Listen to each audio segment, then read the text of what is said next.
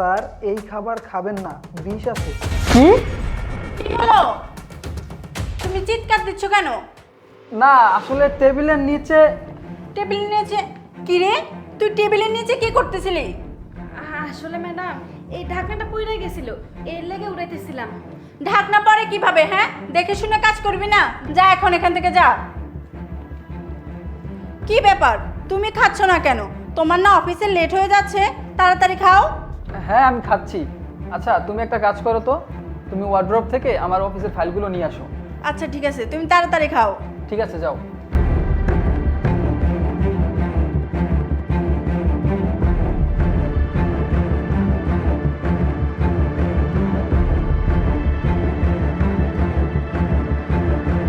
এই রোকে, এই তুই আমাকে টেবিলের নিচ থেকে কি দেখাইলি?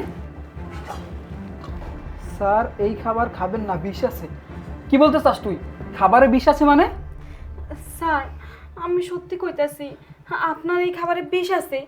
আপনি এই খাবার খাইন না স্যার, আপনার অনেক বড় বিপদ। ম্যাডাম আপনার খাবারে বিষ মিশাইছে স্যার।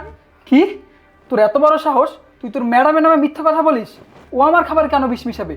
ও তো আমাকে অনেক ভালোবাসে। স্যার আপনি বিশ্বাস করেন, আমি সত্যি কইতেছি, ম্যাডাম আপনারা ভালোবাসে না, আপনার লগে শুধু নাটক করতেছে। ম্যাডাম চায় আপনার এই দুনিয়া থেকে সরাইতে, তাই আপনার খাবারে বিষ মিশাইছে। স্যার আপনার যদি বিশ্বাস না হয়, আমি বলতেছি স্যার, আমি নিজের চোখে দেখছি। চুপ, তুই আর একটাও কথা বলবি না। আমি তোর কথা বিশ্বাস করি না। ও আমার খাবার কিছুতেই বিষ মিশাতে পারে না। ও তো আমাকে অনেক ভালোবাসে। ও এটা কিভাবে করতে পারে? স্যার আপনি বিশ্বাস করেন না, তাহলে শোনেন স্যার। এটাই তোর শেষ খাবার। আজকে ভাতের সাথে বিষ মিশিয়ে তোকে মেরে ফেলবো। তারপরে এই সয় সম্পত্তি সব আমার নামে করে আমি আর আমার বয়ফ্রেন্ড সুখে শান্তিতে সংসার করব।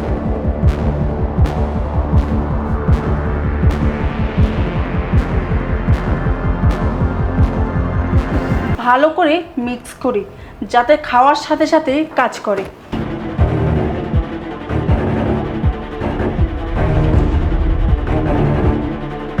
এই কই তুমি?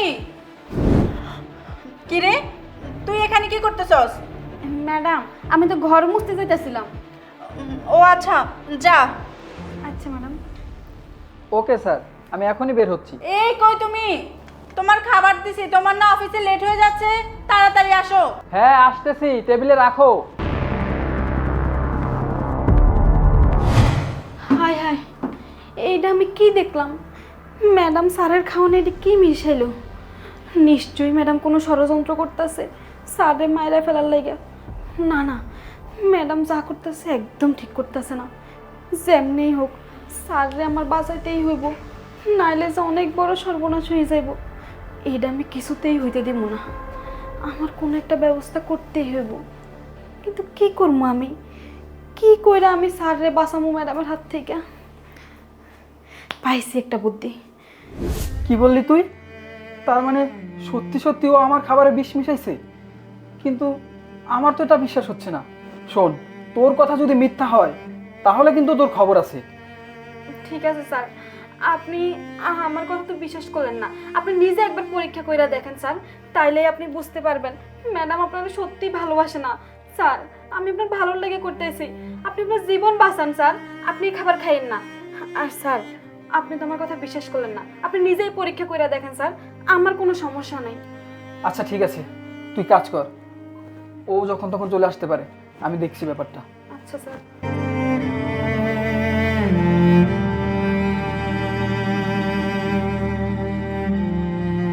এই নাও তোমার ব্যাগ, এখানে সব ফাইল আছে। কি ব্যাপার, তুমি এখনো খাবার খাওনি? তোমার না অফিসের দেরি হয়ে যাচ্ছে? আরে আমি তো তোমার জন্য অপেক্ষা করতেছি, আজকে আমরা দুজন একসাথে খাবো।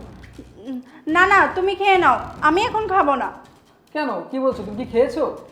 না, আমি পরে খাবো, আগে তুমি খাও। পরে খাবো মানে? এখনই বসো, আমার সাথে খাবে। আজকে আমি তোমাকে নিজের হাতে খাইয়ে দেবো। আরে না না, তুমি খাও, আমি পরে খাবো। আরে তুমি এমন করতেছো কেন? বসো তো, বসো। আচ্ছা বসলাম, দাঁড়াও আমি তোমাকে বেড়ে দিচ্ছি। আমি আজকে নিজ হাতে তোমার জন্য রান্না করছি, খেয়ে বলো তো কেমন হয়েছে। আচ্ছা ঠিক আছে, আজকে আমি তোমাকে আমার নিজের হাতে খাইয়ে দেবো। এই নাও। আরে না না, আমি খাবো না, তোমাকে বললামই তো যে আমার ক্ষুধা নেই, তুমি খেয়ে নাও। আরে তুমি এমন করতেছো কেন? আমি তোমার হাজবেন্ড, একদিন তোমাকে খাইয়ে দিতে চাইছি, এমন করতেছো তুমি? দেখো আমি না খাবো না, সত্যি বলতেছি, আমার একটু ক্ষুধা নেই। দাঁড়াও, আমি তোমাকে নিজের হাত দিয়ে খাওয়াই দিতেছি। দাও, আমি তোমাকে খাওয়াই দিই। আরে এই সময় আবার কে ফোন দিল?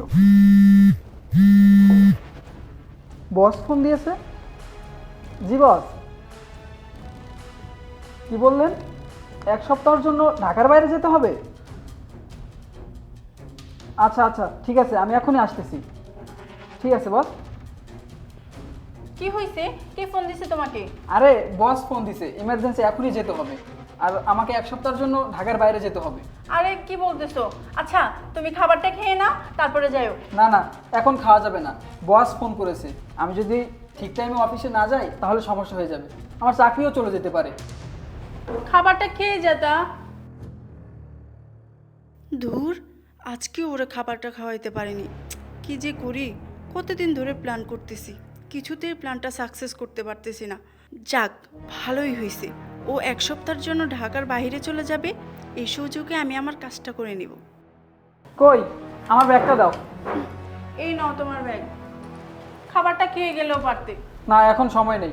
আর একটা কথা, আমি তো 1 সপ্তাহ ঢাকার বাইরে যাব, তোমাকে তো একাই থাকতে হবে। তুমি একটা কাজ করো, কাজের মেয়েটাকে ছুটি দিও না, 1 সপ্তাহের জন্য তোমার কাছে রেখে দাও। আমি এখন আসি তাহলে। আচ্ছা ঠিক আছে, এ নিয়ে তুমি টেনশন করিও না। ঠিক আছে।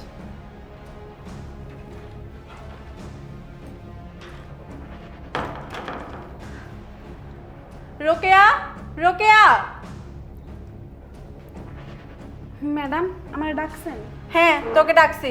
এই শোন, 1 সপ্তাহের জন্য তোর ছুটি, যা তোর বাসায় চলে যা। কি কোন ম্যাডাম? 1 সপ্তাহ লাইয়া? কেন ম্যাডাম, তাহলে কাজগুলো কে করব? কাজ নিয়ে তোকে টেনশন করতে হবে না, সেটা আমি দেখে নিব। আগামী 1 সপ্তাহ তোর ছুটি, তুই যা। কিন্তু ম্যাডাম, যা।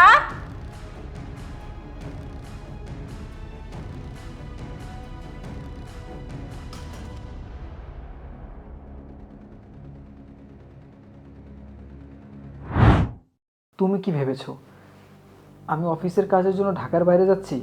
আসলে না, কাজের মেয়েটা আমাকে যা বলেছে সেগুলো সত্য কি না এটা আমাকে যাচাই বাছাই করতে হবে। আর আমি আজকে অফিসেও যাব না, আশেপাশেই কোথাও থাকবো। যেভাবেই হোক আমার এই সত্যতা জানতেই হবে।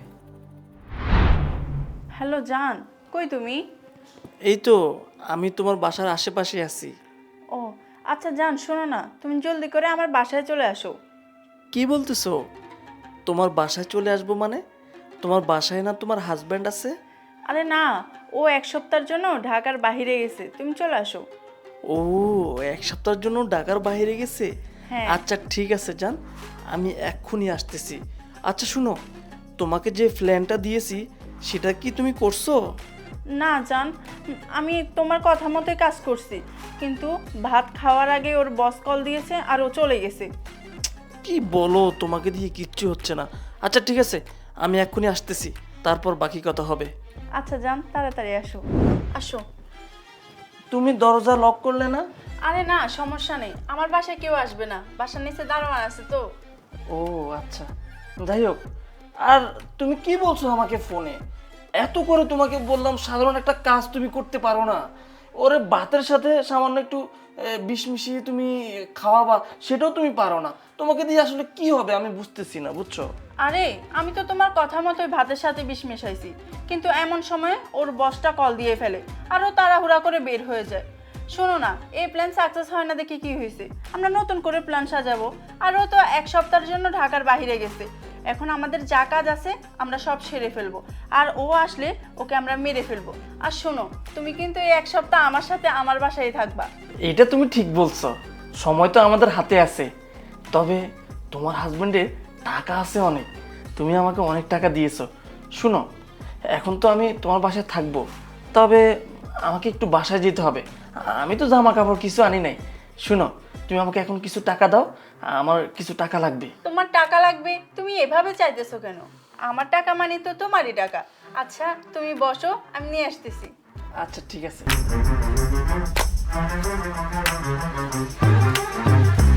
তুই কি ভাবছস তোর সাথে সম্পর্ক করেছি তোকে বিয়ে করার জন্য? এটা তুই ভুল ভাবতেছস। তোর মতো 2 নম্বর মেয়েকে আমি বিয়ে করব, এটা কখনোই সম্ভব না।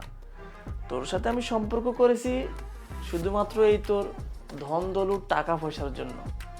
এগুলা নিয়ে উদ্ধার হয়ে গেলে আর তোকে কে চিনে। এই নাও, এখানে 1 লাখ টাকা আছে। ও, 1 লাখ টাকা নিয়ে আসছো? তুমি আমাকে অনেক ভালোবাসো, যখন যা চাই তুমি তাই আমাকে দাও। শুনো, এখানে আর বেশি সময় নষ্ট না করি, আমি বাসায় যাই, জামা কাপড় নিয়ে আবার এখানে ঢুকবো। হ্যাঁ, আর 1 সপ্তাহ টানা তোমার বাসা থাকবো। চলো একটু বেডরুমে তোমার সাথে সময় কাটাই। হ্যাঁ আচ্ছা চলো। বাহ বাহ বাহ, এই দাঁড়া, এখানে দাঁড়া, এক পাও নড়বি না। এই ছেলেটাকে, হ্যাঁ, আর ও আমাদের বাসায় কি করতেছে? আরে ও তো আমার ফ্রেন্ড, আমার সাথে একটু দেখা করতে আসছিল। ফ্রেন্ড, তাই না? মিথ্যে বলার আর জায়গা পাও না। ওকে দেখেই বোঝা যাচ্ছে ও তোর ফ্রেন্ড নাকি অন্য কিছু। দেখো, তুমি ভুল বুঝতেছো, ও আমার ফ্রেন্ড, ও একটা কাজে আসছিল। চুপ কর তুই, আর একটা কথাও বলবি না। কাজে আসছিল নাকি অন্য কিছু করতে আসছিল সেটা আমি খুব ভালো করে বুঝতে পারছি। আর তুই কি ভেবেছিলি তুই এত কিছু করবি, এত প্ল্যানিং করবি, আমি কিচ্ছু জানতে পারবো না?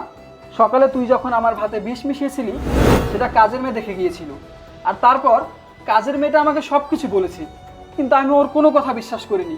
উল্টো আমি ওর গায়ে হাত তুলেছি, কারণ আমি তোকে ভালোবেসেছিলাম, আমি তোকে বিশ্বাস করেছি। কাজের মেয়েটার কথা আমি কিচ্ছু বিশ্বাস করিনি।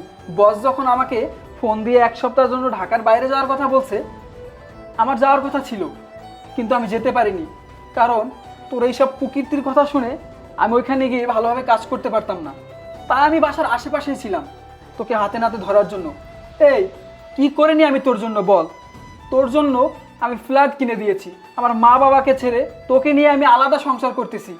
কি আছে এই ছেলের মধ্যে যেটা আমার মধ্যে নেই? আর আমি তোর কি কমতি রেখেছিলাম বল? টাকা পয়সা, তোর যখন যেটা লাগবে, তুই যেটা আমার কাছে চেয়েছিস আমি তোকে সেটাই দিয়েছি। আমি তোকে কোনো অভাব বুঝতে দিইনি। আমি দিনের পর দিন অফিসে দিনরাত করে পরিশ্রম করে তোর জন্য টাকা উপার্জন করেছি। আর তুই কিনা আমার সাথে এত বড় বেইমানি করলি, এত বড় বিশ্বাসঘাতকতা করলি, এটা আমি কখনো স্বপ্নেও ভাবতে পারিনি। তোর জন্য আমি আমার পুরো জীবনটাকে শেষ করে দিয়েছি। তোর মতো মেয়েদের এই একটাই স্বভাব, যে তোকে নিঃস্বার্থভাবে ভালোবাসে তাদের ভালোবাসার মূল্য তোরা দিতে জানিস না। আর যারা কিনা তোদের সৌন্দর্য টাকা পয়সা দেখে ভালোবাসে তাদের পিছনে ছুটিস। তোর মতো কিছু মেয়েদের কারণে আমার মতো হাজারো স্বামী তার স্ত্রীকে বিশ্বাস করতে ভয় পায়। তোর মতো দুশ্চরিত্র মেয়ের সাথে আমি আর এক ছাদের নিচে সংসার করতে পারবো না। তুই এই মুহূর্তে তোর বয়ফ্রেন্ডকে নিয়ে আমার বাসা থেকে বেরিয়ে যাবি। যা, বেরিয়ে যা। দেখো, আমাকে মাফ করে দাও। চুপ, তুই আর একটাও কথা বলবি না। তোকে আমি মাফ করতে পারবো না, আর তোর মতো মেয়ের সাথে সংসার করা তো দূরের কথা, তুই এই মুহূর্তে আমার বাসা থেকে তোর বয়ফ্রেন্ডকে নিয়ে বেরিয়ে যাবি। বেরিয়ে যা বলছি। কি হলো, দাঁড়িয়ে আছিস কেন? যা।